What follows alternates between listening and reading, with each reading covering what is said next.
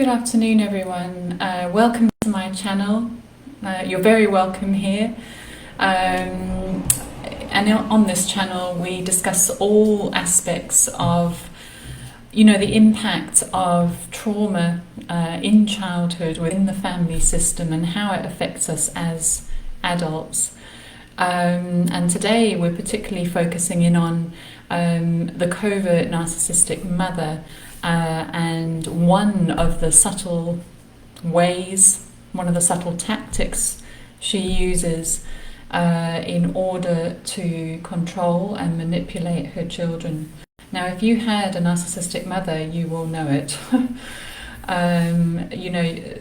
There won't have been a particular sense of real safety within the relationship. There may have been some moments, but it will have been coupled by moments of feeling you're not able to truly trust her intentions for you.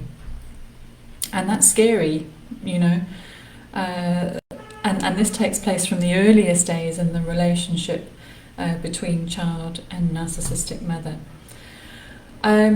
So the word subtle, which I used in the title today, is really interchangeable with the word covert. And if we look at the definition of subtle, to give us an idea of who the covert narcissistic mother is, it pertains to something difficult to detect, or it's sort of using an indirect means to achieve something. That's what subtle is. And in a nutshell, I'd like to suggest that is the covert narcissistic mother. She uses ways and means that are very difficult to detect, and they're indirect in order to achieve a particular end. So today we're going to look deeper now at one of these means, one of these subtle means, and also look at what this type of person, this type of mother is looking to achieve by using it. So I'm sure you'll all have heard of the word triangulation by now, and it's exactly what the word suggests. It's about triangles. So the narcissistic mother will use triangulation as a very indirect means to assert her control.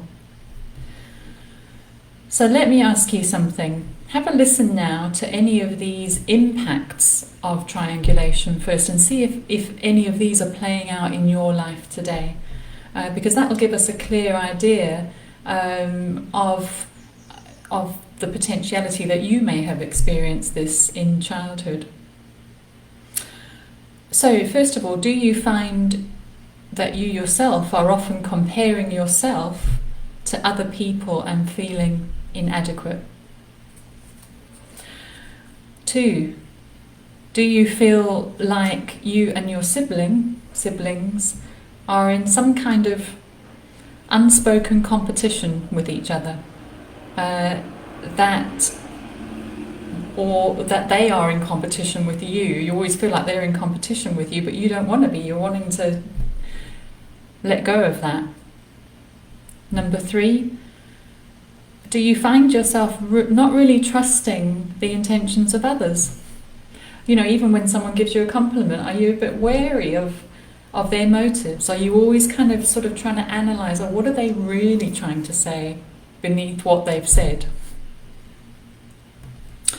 And number 4, do you find yourself believing that everyone is just jealous of you, or trying to take what good you have, that they're trying to snatch from you, and that you need to be on the defensive and protect yourself because nobody has good intentions, really? So those are some of the telltale signs of having been triangulated as a child. Now, the narcissistic parent uses triangulation, or comparison, we could say, that just makes it easier to grapple with, uses comparison with other people both within the family unit and outside of it, in order to do the following 4 things, which I'm going to speak more on in a minute.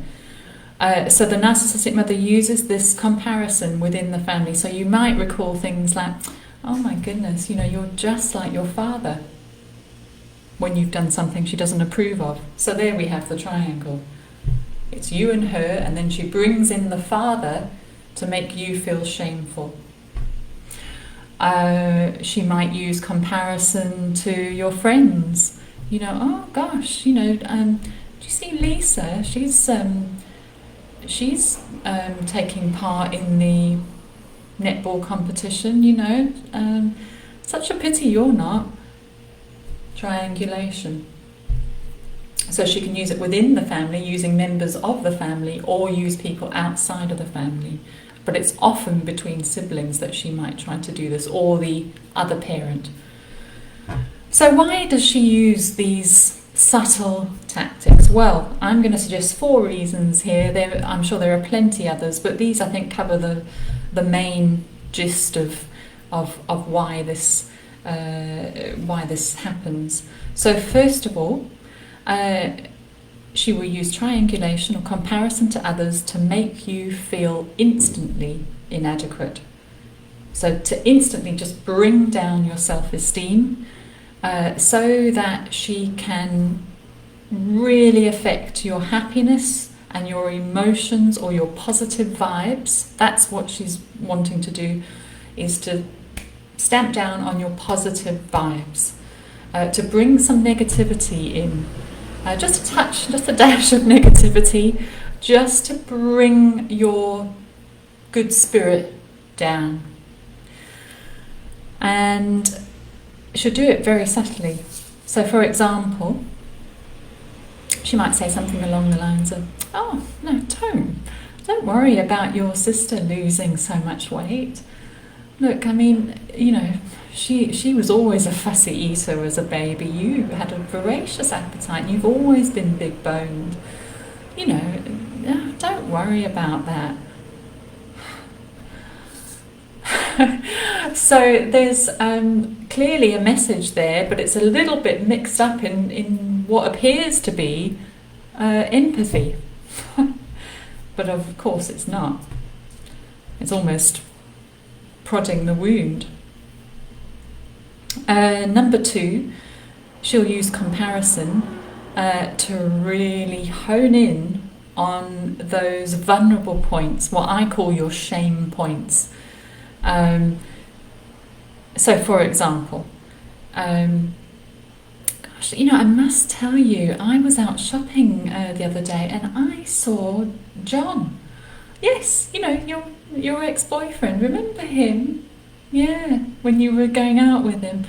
Well, we had a chat and he was telling me he's married now, he's got a new baby. Isn't that wonderful?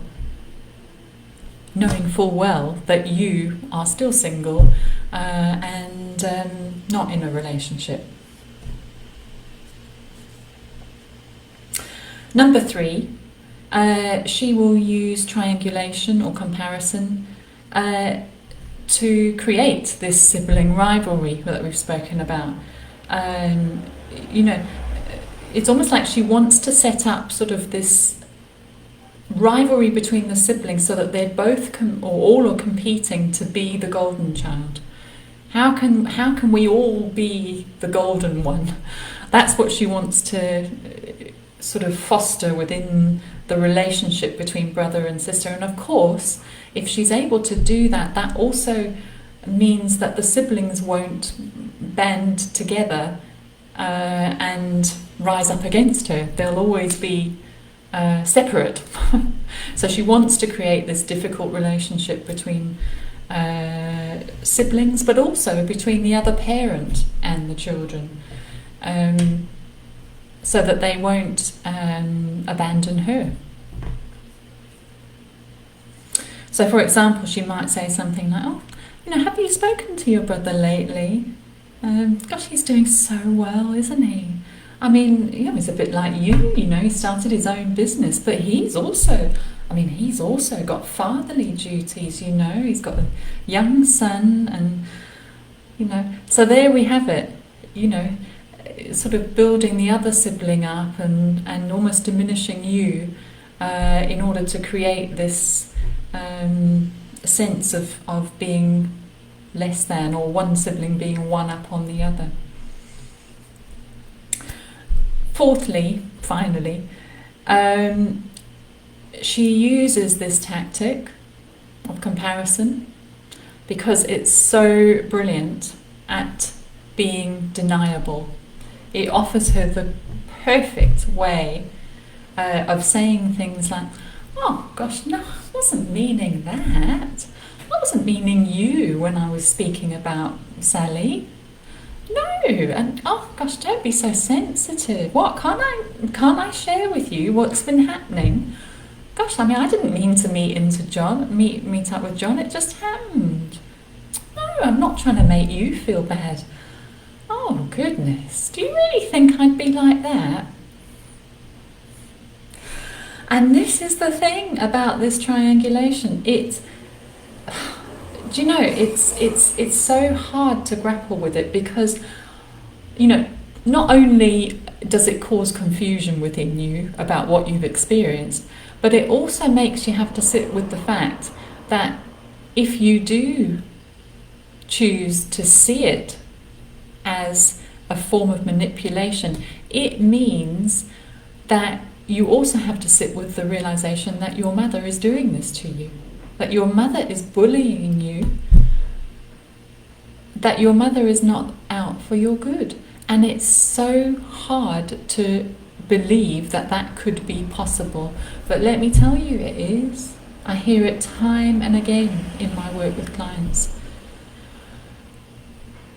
And it's that, you know, it's probably the hardest realization to come to, really, is that your own mother is not somebody you can trust, and that you have to actually step away from. And that's why, you know, I firmly believe that there needs to be some time of no contact with a narcissistic mother, especially a covert one, because all communication with them is going to cause a CPTSD response in you. Your body is going to be affected by it because you go into fight, flight or freeze, because your body knows that this person is dangerous in some ways, that you can't be at peace and let down your guard fully.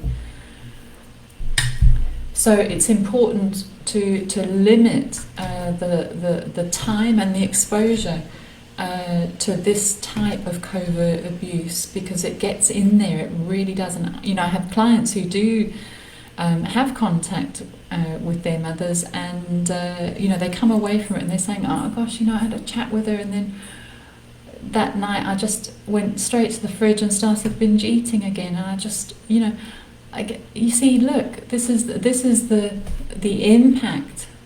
Physiologically, the client is looking for some kind of soothing from the gaslighting, which is what this is, you know, the confusion that can come, and the sort of going over and over things, and, you know, being quite shocked afterwards when you realise what's been said.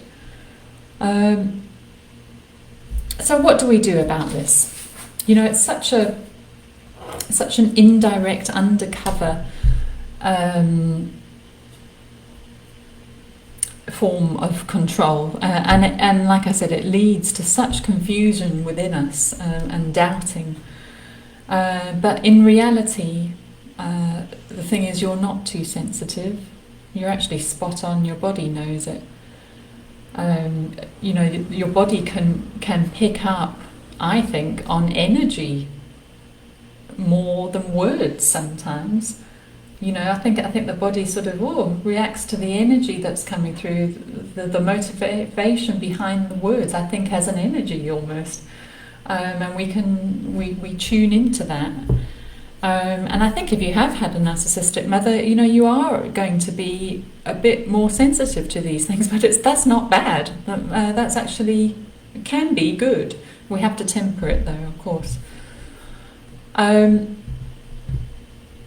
So, what do we do here? So, number one, we need to start trusting our guts. We need to start listening to our bodies and being aware of how we feel around different people. If you're around someone and you feel like you're a little bit on alert, or there's a sense of stress and anxiety, well, pay attention to that. Look, it's just something to be aware of at the start, and to sort of monitor as you go along with that person. And if every time you meet them there's a sense of this lack of safety, perhaps it might be that they are perhaps not a good sort of healthy person to be in relationship with for you, or they may be a trigger to these past traumas that you're needing to work through. So there's a bit of a balancing act here. But number one, do trust your body and step away from those that don't feel comfortable, that don't feel safe. And finally, I would suggest hypnotherapy would be great, because it helps to free you from the inadequate beliefs that you've taken on as a result of triangulation, in the subconscious mind. But also from this sense that you've got to compete with everybody and prove yourself and, almost snatch at things, because if you don't, you're going to be of no worth. So we really do need to do some digging in there and moving those old trauma responses out, so that you can return to a place of being able to trust yourself, and to make responsible choices for you in relationships going forward, and not to put up with subtle abuse, especially from a parent. I hope this has been a helpful video for you. Please reach out if you'd like to do some inner work. I have the most fantastic program. In fact, I'm in the process of sort of tweaking it a bit and adding in another one as well. So, get in there now while I've still got the 11-week. I'm going to be shortening it soon. So I look forward to hearing from you, and I'll leave my Calendly link at the bottom here. And please share your comments and subscribe if you haven't already. Thank you so much, everybody. Take care.